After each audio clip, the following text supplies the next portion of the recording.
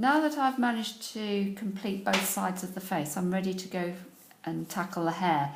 Now, with the hair, it's a different technique. We're trying to record the movement of the hair, as well as the fact that this is actually a far more reflective surface than the face. So you're thinking about where your light source is. So I'm going to keep this area relatively light, and to do that means that I need to actually leave it blank. I mustn't put lots of marks over the surface. I don't want to just scribble in hair. I'm going to need to draw in the hair as almost individual strands.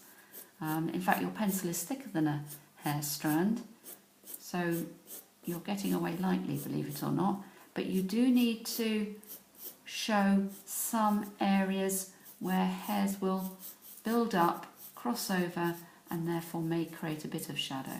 So the plan is, as I work through one line at a time, thinking about how my fringe comes down onto my forehead, looking at my picture, I'm moving the pencil back and forward. This time, as you can see, I'm using the tip of the pencil, not the side as I was on the face, and I'm drawing much longer lines. I'm having to keep my little fingers rigid on the paper as a way of resting my hand and gradually leaving this top piece here completely white.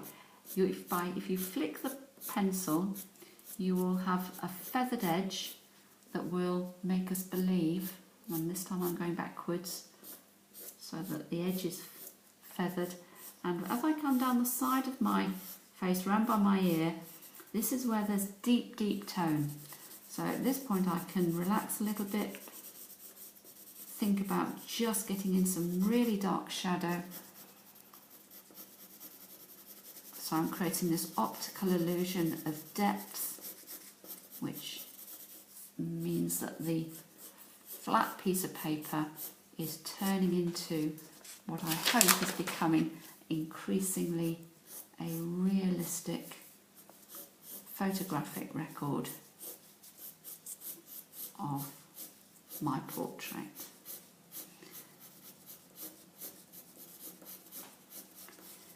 Again, as I come down, curls are actually quite difficult to draw because you need to stop suddenly into a highlight and pick it up afterwards. And so from that point of view, you may want to do a little bit of sketching first, sketch in the shapes that you're trying to record so that you can notice where there's an area that's dark, using that flicking technique again, and where the area is light.